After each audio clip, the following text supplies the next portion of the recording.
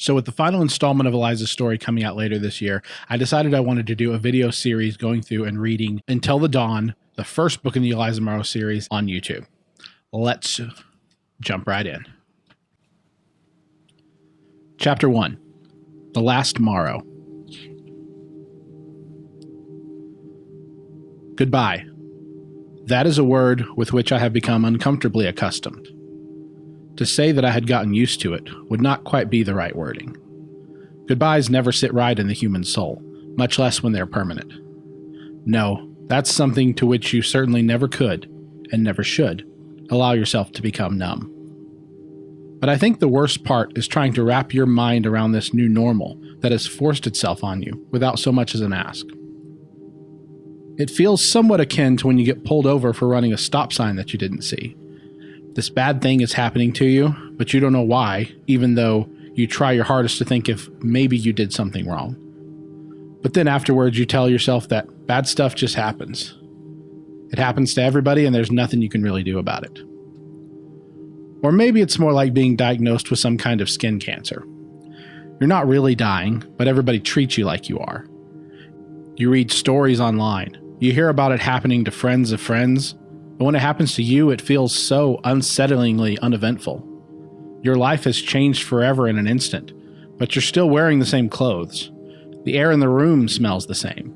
You even get in the same car, drive to the same house, and collapse onto the same bed you sat on that morning to put your socks on. Then time passes and sympathies fade. Nobody cuts you any extra slack anymore.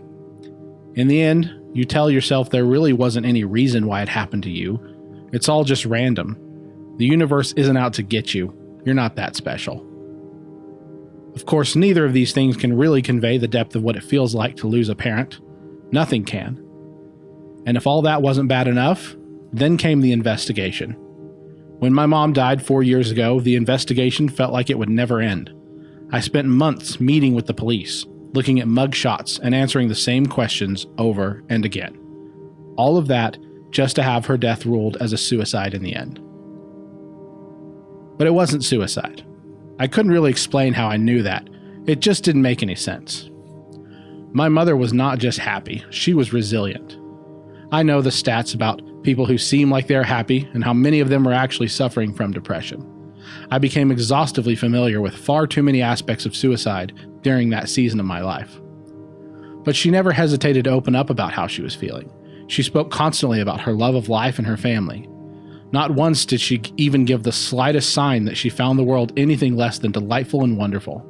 None of the indicators were there. It just didn't add up. A gust of December wind broke my train of thought, but only for a moment. It whistled and whipped in front of me, sweeping away the leaves that had gathered along the front edge of the headstone 6 feet from the toes of my polished black stilettos. The hem of my knee-length black dress flapped in the wind, reminding me again why I hated wearing dresses. However, I did feel that today's occasion warranted it. The headstone in front of me was a clean white marble, at least 3 feet high and twice that wide. It was a clear statement to all who visited these grounds that the individuals who found their final rest here were of great affluence in life. It was what they called a companion monument, with space for 2 names along the bottom and the family name engraved in gold letters across the stone arch at the top. This particular headstone bore the family name of Marow, my family name. The gust of frigid wind climbed up the back of my dress and caused a shiver to radiate through my entire body. I capitalized on the brief moment of awareness that the chilling wind had allowed to remind myself of where I was and, more importantly, why I was here. I was at Flower Mound Cemetery. I was here to say goodbye to my father. He and I had a tortured relationship. It was hard to say why, but a distance had settled between us that wasn't present in my relationship with my mother. He and I hadn't spoken in almost a year and had barely spoken during the 3 years that had preceded that. The only thing that had really held us together was my mother, so when she died, I walked away from everything, including the company they had built. I had worked at Imperial Cruise Lines for just over a year when it happened. After high school, I had taken the summer off to travel. Then, when I returned, I went straight to work. Mostly, I had shadowed my mom in her duties as marketing director. However, it was clear that, long term, I was being groomed to take my father's place as CEO. It was a position that I could not have wanted less.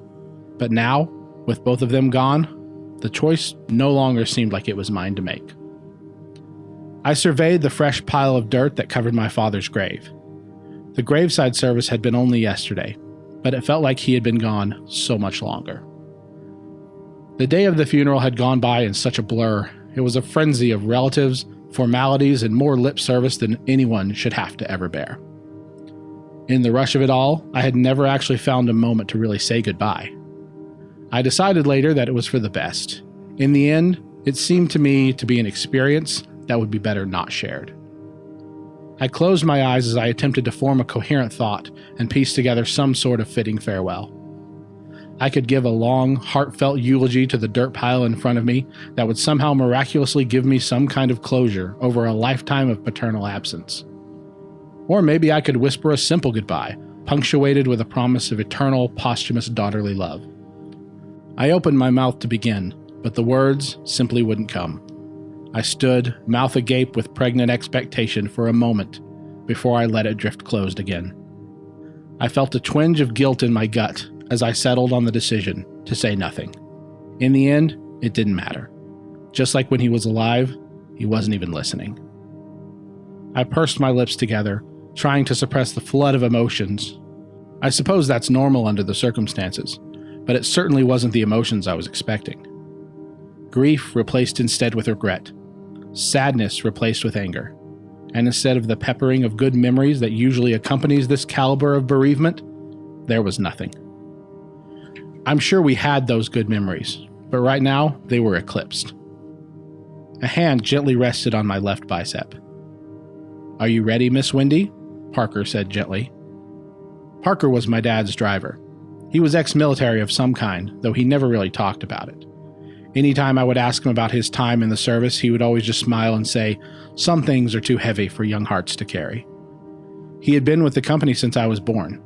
When I was 6 years old, I overheard someone talking about how it was going to be windy tomorrow, and I asked if I was getting a new sister named Wendy, because I thought it was such a pretty name.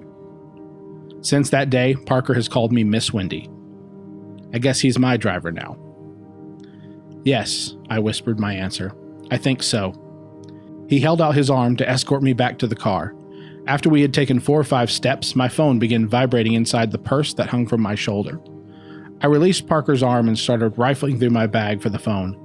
I didn't recognize the number and so almost didn't answer, but it was a local number, and most of the people who still wanted to talk to me were not those in my contact list. "Hello?" I greeted the unknown party. "Eliza Marow?" came the voice on the other end. "This is Detective Montgomery." He was all business, and I hated that. He spoke to me as if we hadn't had dozens of conversations, fights even. John Montgomery and I were well acquainted, more so than I wanted. He was the man who had been assigned to investigate my mother's death 4 years previous, a death he had tried to pin on my father. I never believed that accusation might be true. I wondered at times if my father loved me, but never once did I wonder if he loved my mother. "What do you want, John?"